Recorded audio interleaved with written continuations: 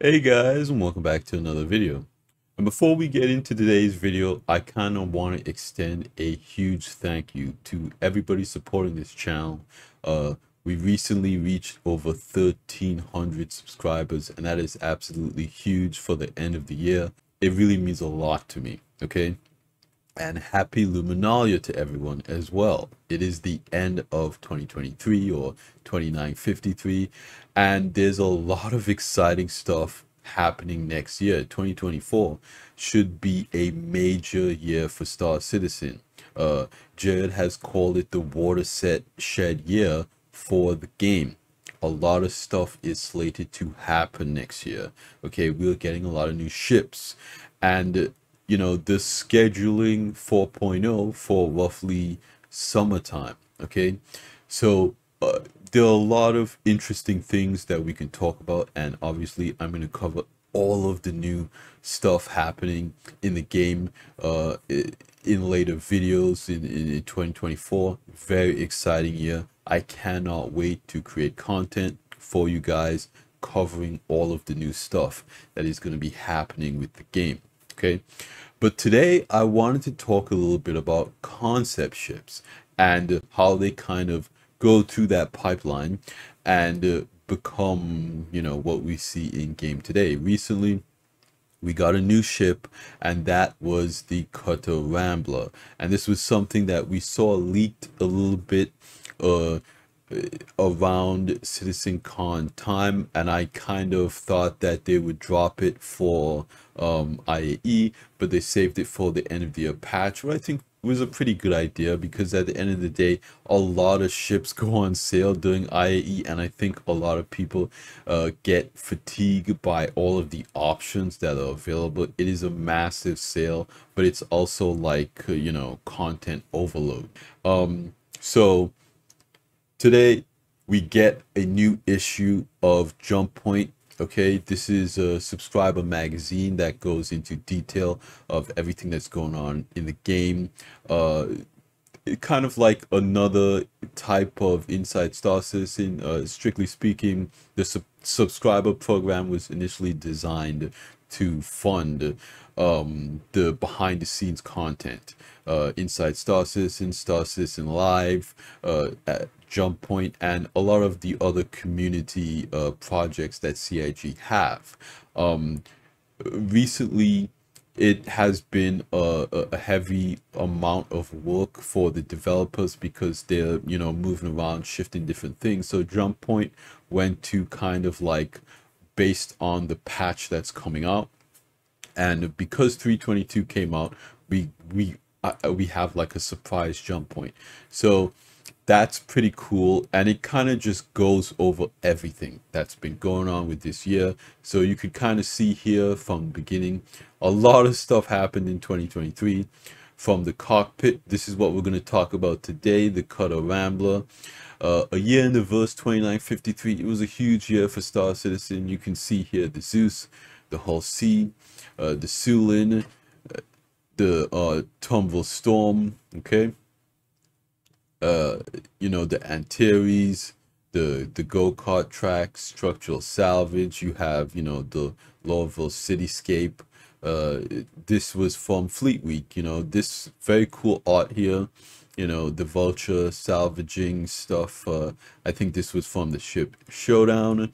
We have Seraphim Station here getting added, the new racetracks in Arena Commander. Of course, we can't forget the F8. This was a major drop for the community. A lot of people were excited about that. Siege of Orson got a lot of updates. CitizenCon, of course, obviously. Even people from outside of the community saw a lot of the stuff from CitizenCon. CitizenCon was a huge boost for the community and the game as a whole this year. Okay, and then of course we have IAE. IAE was huge. We had a lot of ships come out, the C1, the Sulin, the SRV, and the two variants of the Tumble Storm. Okay, and of course we have the Dalek settlements with 322. We have the Santok Yai, the X1, the Rambler, which we'll talk about a little bit here, the new Here Tech, the Dalek settlements, which we'll also take a look at in game in later videos. Boss citizens were bigger than ever, you know. There are a ton of people that came out to the boss citizens to support in the community. So now we're going to go behind the scenes of the Cutter series, okay? And this is just kind of the team from Jump Point who make the magazine talking to the devs about kind of how the process is to develop these ships. And the Cutter series, there are 3 variants: the normal Cutter, of course the Cutter Scout, and the Cutter Rambler. So again, I really like getting into the minds of the devs who make the game to kind of understand, you know, what Chris might have been looking for certain ships, because I think at the end of the day he signs off on a lot of this stuff before, the devs make it, and the artists design it, and the modelers model all of the 3D renders and stuff like that. And I think at the end of the day, Chris is like, okay, yeah, we'll go with that one, you know, that type of thing. So this is kind of like an interview, and we have an opportunity to look at what's going on here. Okay, so we have an interesting blurb here. Okay, a starter version of the Drake Corsair focused on expeditions and explorations. Drake's starter is jump-oriented with larger fuel capacity than other starters. Folding wings for landing, fold-out bed, personal storage, hidden shielded compartment for smuggling, high top speed though less maneuverable. Variants were the base, expedition, and scouting. So this is kind of interesting to me because it has here that it was supposed to have a shielded hidden compartment for smuggling. And in my opinion, this is interesting. Something like the fold-out bed as well is something that we didn't get in the finished version. But again, that's why I think it's really interesting to look at these different design brief and concept art stuff from the developers to kind of see where their head was at when they were creating these ships. All right, so now we get to the meat and potatoes of the concept phase, kit bash. So what the devs have is they have all of these 3D models of different ship parts, and we did see this a little bit on an episode of Star Citizen Live where Jared had a developer on, and what he essentially did was he took different parts together and he kit bash a rough shape of what a ship could be. So their prompt was a hover tank, and on that episode of Star Citizen Live, the developer took different pieces from the manufacturer that they wanted the ship to be a part of, and they kind of collaged it together in, I believe, Blender, and they got a rough estimation of the shape language that they wanted the ship to eventually be. So it's kind of interesting to see all of the iterations that the devs went through in the kit bash phase for what they wanted the Drake Cutter to be. And you could see something like this, especially, it is kind of reminiscent of the Caterpillar and the Corsair, and it looks like it has the cockpit here from the Herald. And then this is basically the cockpit from the Corsair with, you know, different winglets. And then this one, again, the cockpit from the Corsair, I believe, but without a lot of the paneling around it. And this is just like a different angle of this one. Again, different angles of this one and different angles of this one. But again, this one, in my opinion, looks more like a fighter. I don't know how it would land with this giant wing on the bottom. This one as well looks kind of more like a fighter. Not really utilitarian, because again, they wanted this to be designed for expedition and exploration, to have more fuel than a regular starter, and this looks more combat oriented versus exploration oriented. Okay, and then we have some more concepts here. Large wing on the side, this asymmetrical design. It is more familiar with the the Drake Herald, which is the data running ship. This large wing on the bottom again. I don't know how the landing gear would come down with this wing down here. They also put a wing on the side.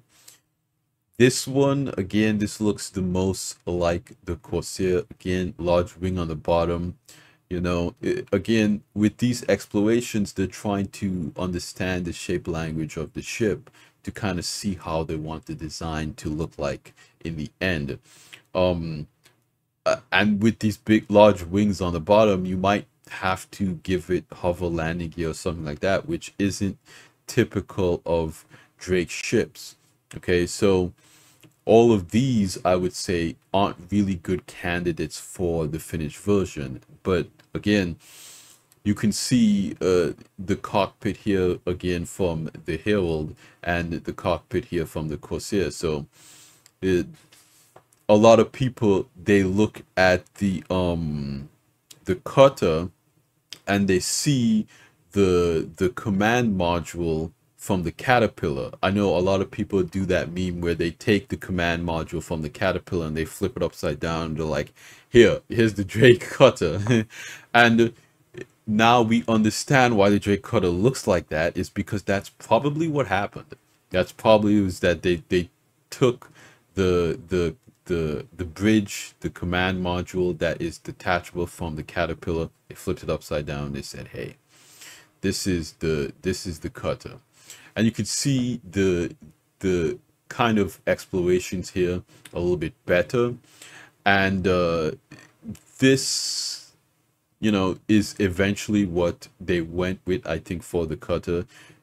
Right from the front of it, this looks very much like the Caterpillar's command module upside down from the front here, and a little less so from the side. But we can see the rotating VTOL engines. The design language of these engines are very similar to what we got in the end, and you can see comparisons here of all the other explorations.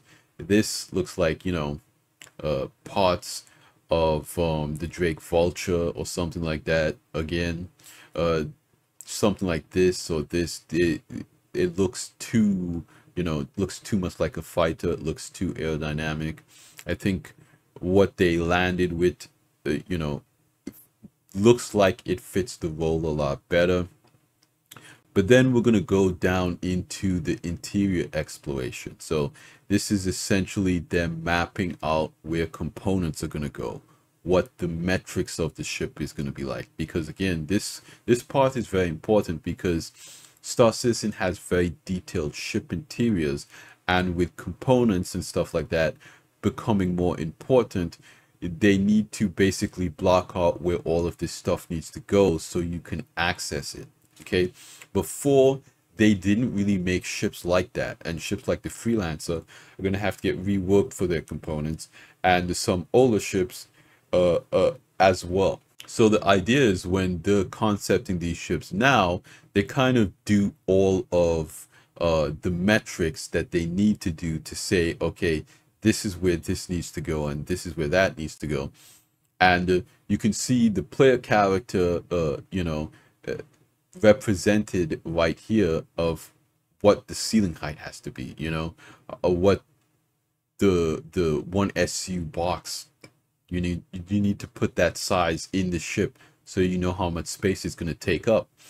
And in this version of the ship, as you can see, it's, they're working off of this design. It was 2 levels. Okay, so you had a ladder that you went up, and that's I think similar to the Vulture, how you have like the habitation above and then you have the cargo below. So you had here the cockpit, and then you had your bed and your bathroom or whatever, and then below you had components and cargo. So that's an interesting design that we could have got, but at the end of the day, you can see here the ramp is very long, and there really isn't space for a ground vehicle, because it looks like this cargo area is separated by a bulkhead of some kind. You can see here this entrance area is very small. So now the way they kind of have it, you have a lot of room to fit like a hover bike or PTV or STV or even an ROC in the back of a cutter, versus there really isn't that space in this design for that. Okay, and then we get a little bit closer to, you know, what the final design is. They're exploring with different cockpit designs here, and again, this looks a little less like what Drake would make, a cockpit like this. I think what they ended up landing on, you know, something that is closer to what the Caterpillar command module looks like. Again, that looks more like a cockpit design that Drake would make. But we have the interior variations that are a lot more similar to what we have in the end, with the regular version here, the scout version here, and the exploration version on the bottom that I'm, you know, kind of blocking here with my camera. But yeah, this design is a lot closer to what we got in the end, but you can see it's still a little bit different. Okay, and then there's this variation, which I think is actually pretty interesting. It has this kind of like ball turret gun on the front here, which is kind of interesting. Again, the rest of the ship looks pretty similar to what we got in the end. And then of course you have the interior here. The interior design is also very similar to what we got in the end. And these concepts here were what was leaked, I think late 2022, around the same time that the regular cutter came out.